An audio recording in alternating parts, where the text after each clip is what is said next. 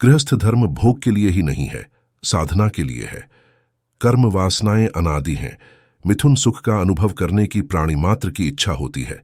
पुरुषों में अपवाद भी होते हैं, किंतु अपवादों की नियमों में गणना नहीं होती।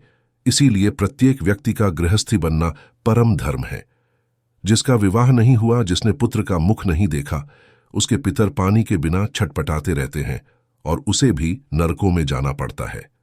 महाभारत में इस विषय का एक बड़ा ही शिक्षाप्रद इतिहास वर्णित है।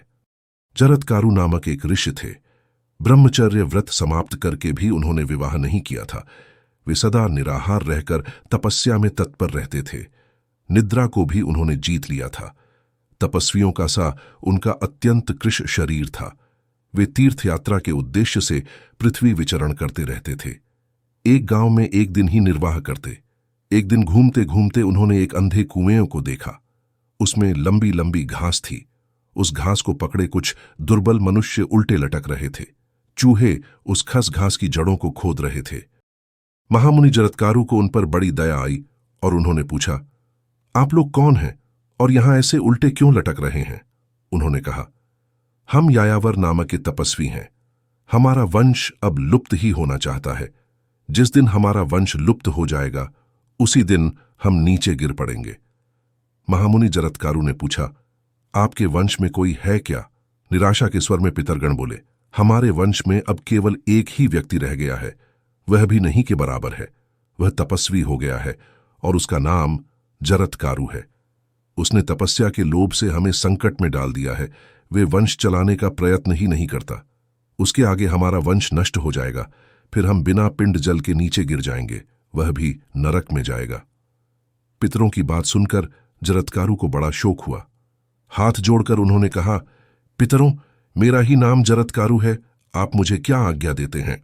पितरों ने कहा, बेटा, तुम हमारा उद्धार करना चाहते हो तो अपना विवाह करके वंश चलाने का प्रयत्न करो। इस पर जरत्कारु मुनि ने कहा, अच्छी बात है।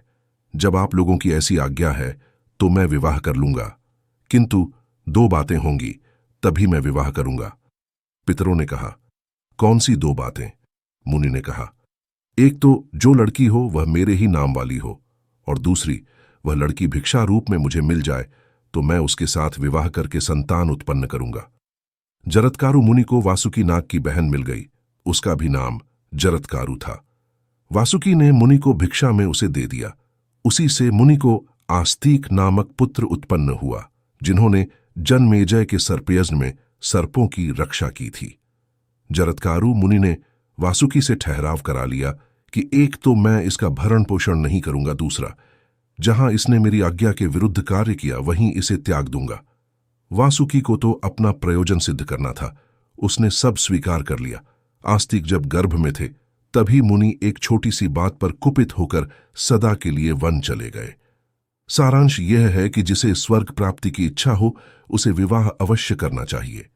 विवाह के अनंतर गृहस्थ आश्रम में किस प्रकार से रहना चाहिए, इस संबंध में सूत जी कहते हैं, मुनियों, भगवान श्री कृष्ण उद्धव जी को गृहस्थों के धर्म बताते हुए कहते हैं, उद्धव, गृहस्थ धर्म भोगने के लिए नहीं है, त्याग की शिक्षा लेने के लिए है। ब्रह्मचर्य व्रत समाप्त करके द्विजाति बालक गुरु को दक्षिणा दे, तब ब्रह्मचर्य व्रत की समाप्ति का स्नान करे। उस स्नान के करते ही वे स्नातक हो जाता है। स्नातक होकर वह अपने घर आए और फिर अपने सदृश कुल की लड़की से यथाविधि विवाह करे। उसी कुल की लड़की के साथ विवाह करना चाहिए जो अपने वर्ण की हो। जिस कुल के लोगों के आचार विचार शुद्ध न हो, जो सर्वभक्षी हों, जिनके यहाँ वैदिक मर्यादा न मानी जाती हो, वहां विवाह न करें।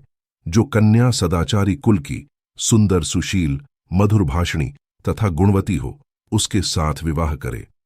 सभी गृहस्थों को जो आचार विचार से रहते हैं, अपने घर में भोजन बनाते हैं, उनको नित्य 5 प्रकार के पाप स्वाभाविक ही लगते हैं। चूल्हे में, झाड़ू में, चक्की में, ओखली में तथा पानी के रखने के स्थान में। कितना भी बचाओ, हिंसा हो ही जाती है। रोटी बना रहे हैं, लकड़ी में ही कोई जीव जंतु चला गया, कंडे में ही चला गया। कहां तक देखा जा सकता है, भोजन के समय कोई जीव जंतु मर गया। झाड़ू दे रहे हैं, उसी में बहुत से जीव मर गए। अन्न पीस रहे हैं, उसमें ही बहुत से घुन आदि जीव पीस गए। बर्तन मल रहे हैं, धान कूट रहे हैं, कोई छिपा हुआ जीव रह गया, रगड़ लगने से मर गया। बर्तन रखने के स्थान पर जीव आ जाते हैं, पानी लेते समय, निकालते समय या पानी में ही जीवों की हिंसा हो जाती है। इन हिंसाओं से कोई कितना भी बचना चाहे बच नहीं सकता। इन 5 दोषों की निवृत्ति के लिए 5 महायज्ञ नित्य करने चाहिए। वे 5 यज्ञ हैं: ब्रह्मयज्ञ, पितृयज्ञ, देवयज्ञ, भूत यज्ञ और अतिथि यज्ञ। इन 5 यज्ञों के करने से उपर्युक्त 5 दोषों की निवृत्ति हो जाती है। वेद का अध्ययन अध्यापन करना ब्रह्मयज्ञ, तर्पण श्राद्ध पितृयज्ञ, नित्य अग्निहोत्र करना देवयज्ञ, बलिवैश्व देव कर्मांतर्गत गोग्रास, कुत्ता आदि भूतों के लिए अन्न निकाल देना भूत यज्ञ, और घर में जो भी अतिथि आ जाए उसे सत्कार पूर्वक भोजन करा देना अतिथि यज्ञ है। इन कार्यों को यथाशक्ति नित्य करना चाहिए। जो गृहस्थ अपने ही लिए भोजन बनाकर बिना भगवान को निवेदित किए खा लेता है, वह मानो पाप को ही खाता है। इसलिए गृहस्थ को अपने ही निमित्त कभी भोजन नहीं बनाना चाहिए। जहां तक हो, हिंसा से सदा बचते रहना चाहिए। बिना प्रयोजन वृक्षों की डाली को काटना नहीं चाहिए। गृहस्थ को ऋतुकाल के अतिरिक्त कभी भार्यागमन नहीं करना चाहिए। ऋतुकाल में भी धर्म भावना से गमन करे। अपनी ही पत्नी में सदा संतुष्ट रहना चाहिए। जो दूसरों की पत्नी हो उन्हें माता के समान, जो बच्ची हो उन्हें अपनी पुत्री के समान, और जो बड़ी हो उन्हें बहन के समान मानना चाहिए। यदि अपने घर में अतिथि आ जाए तो उसकी पूजा करे। अतिथि की कोई जाति नहीं, ब्राह्मण हो, चांडाल हो, जो भी अपने घर अन्न की इच्छा से आया हो उसे अन्न अवश्य देना चाहिए। ब्रह्मचारी सन्यासी जो भोजन नहीं बनाते, जो गृहस्थों के ही ऊपर निर्भर रहते हैं, उन्हें तो सबसे पहले भोजन देना चाहिए। यज्ञ शेष तथा अपने पोष्य वर्ग के भोजन कर लेने पर जो बचे उसी को सद्गृहस्थ को खाना चाहिए। गृहस्थ का इन सबके प्रति कर्तव्य होता है। माता पिता के प्रति, माता पिता जिन्होंने हमारे शरीर को उत्पन्न किया है, वे हमारे जनक हैं, प्रत्यक्ष देवता हैं। उनकी प्राणपण से सेवा करें, उनकी सब आज्ञाओं को पालन करें, उन्हें भोजन कराकर तब भोजन करें, उनसे सदा मधुर भाषण करें। अपनी स्त्री से भी ऐसा ही कराए।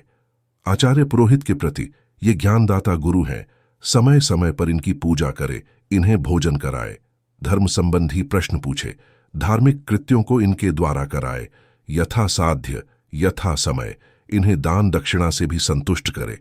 जाति वालों के प्रति, जाति वाले अपनी जाति में किसी को बढ़ता देखते हैं तो उससे आशा लगाए रहते हैं, इसलिए यथाशक्ति जाति वालों की सहायता करे, उनके हर्ष में शोक में सम्मिलित हो। जाति में किसी के विवाह हो तो उनके यहाँ जाए, तन मन धन से जैसे भी जितनी भी सहायता दे सकें दें। उनके यहाँ कोई बीमार हो, मर गया हो तो भी सहानुभूति प्रदर्शित करने जाए। भाइयों के प्रति, जो अपने बड़े भाई हों उन्हें पिता के समान और भाभी को माता के समान समझे। छोटे भाइयों को पुत्र के समान, उनकी पत्नियों को पुत्र वधू के समान समझे। कदाचित भाई भाई में बंटवारा हो तो उनसे झगड़ा न करे। यदि भाई अधिक ही ले लो तो कोई बात नहीं, है तो भाई ही। जहां तक हो भाई भाई में कलह न होने पावे, इसे गृहस्थ सदा बचाता रहे।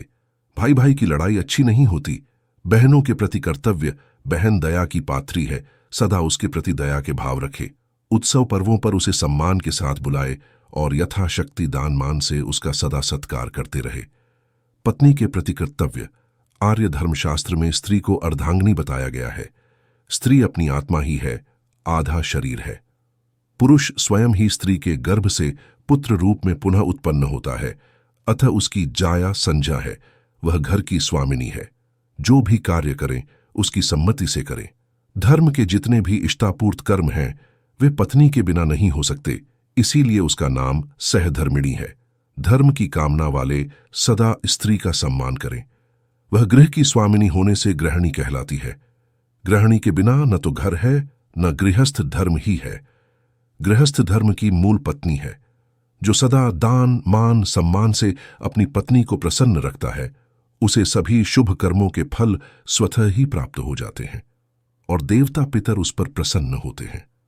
अतः गृहस्थ का मुख्य कर्तव्य यह है कि अपनी आत्मा की भांति प्रत्येक कार्य में पत्नी का सदा ध्यान रखे। पुत्रों के प्रति कर्तव्य, आत्मा ही पुत्र बनकर उत्पन्न होता है, अतः अपने में और पुत्रों में कोई भेद नहीं। पिता के पश्चात उसकी संपूर्ण संपत्ति के अधिकारी पुत्र होते हैं। अतः पुत्रों का पालन सदा कर्तव्य बुद्धि से करें। सदा यही कामना करें, मेरे पुत्र संसार में सर्वश्रेष्ठ हों। मनुष्य सबसे पराजित होने में दुखी होता है, किंतु पुत्र से पराजित होने में उसे परम प्रसन्नता होता है। पुत्रों में किसी प्रकार का भेदभाव न करें। जो बुद्धिहीन हो, अपंग हो या अन्य प्रकार से असमर्थ हो, उनकी भी रक्षा का प्रबंध करे। पुत्रों को सब प्रकार से योग्य बनाना पिता का कर्तव्य है। पुत्रियों के प्रति कर्तव्य। पुत्री गौ के समान पूजनीया और दया की पात्री है। पुत्री का योग्य वर को दान करना सैकड़ों यज्ञों के समान है। पुत्री का पुत्र अपने नाना के वंशजों को जलदान देते हैं। पुत्री का अधिकार जीवन भर लेने का होता है। विवाह के समय उसे भली भांति वस्त्र आभूषणों से अलंकृत करके तथा समस्त गृहस्थ उपयोगी वस्तुओं को शक्ति के अनुसार देकर विदा करें। पर्वों पर उसके यहाँ कुछ न कुछ सदा भेजते रहे।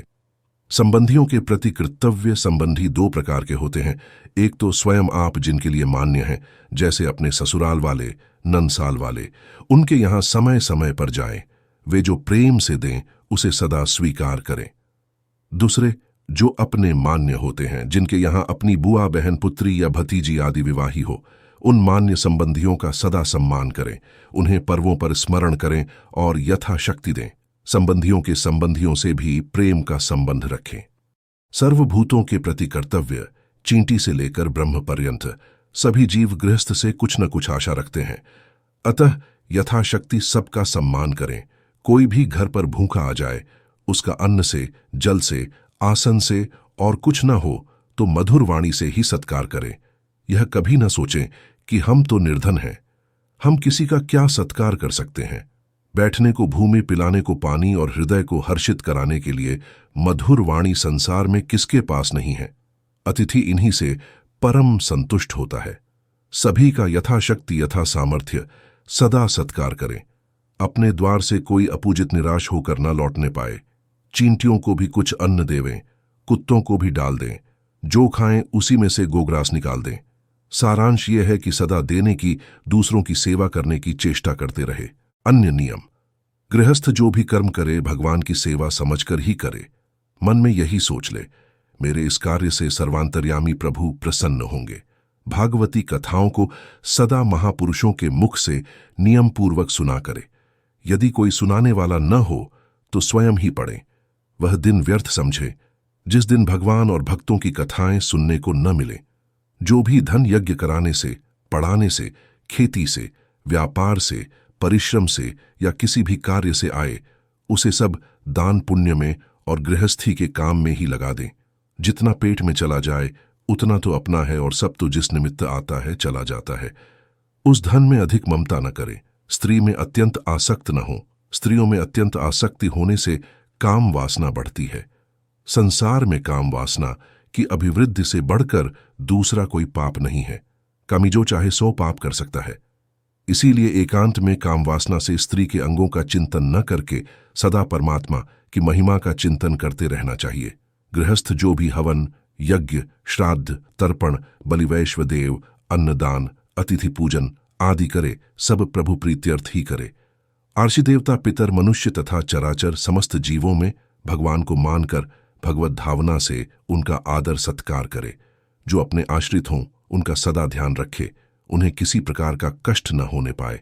न्याय से उपार्जित धन से ही गृहस्थी के समस्त कार्य चलाए। जो भी प्रारब्धवश प्राप्त हो जाए उसे प्रभु प्रसाद समझकर उसी में संतुष्ट हो जाए। घर में रहे तो समझे हम धर्मशाला में ठहर गए हैं, कुटुंबी भी आकर इसमें ठहर गए हैं, हमारा इसमें कुछ भी नहीं है। इस प्रकार निरंतर भगवान का पूजन चिंतन करता हुआ गृहस्थाश्रम में रहे। भगवान के भजन में सभी का समान अधिकार है और सभी को समान फल मिलता है। यह गृहस्थाश्रम के संस्कार गोलोकवासी संत पूज्यपाद श्री प्रभुदत्त ब्रह्मचारी जी महाराज के द्वारा बताए गए हैं। आशा करता हूं आपको यह वीडियो पसंद आया होगा और इस वीडियो से आपने बहुत कुछ सीखा और जाना होगा। अगर आपको यह वीडियो पसंद आया हो तो वीडियो को लाइक और कमेंट करना न भूलें और वीडियो को ज्यादा से ज्यादा शेयर करें ताकि और लोगों तक यह जानकारी पहुंच सके। एवं आपने अगर अभी तक हमारे चैनल को सब्सक्राइब नहीं किया है तो कर लें ताकि हमारे आने वाले वीडियो के नोटिफिकेशन आपको मिलते रहे। चलिए मिलते हैं फिर अगले वीडियो में, तब तक के लिए जय हिंद राष्ट्र, जय श्री राम।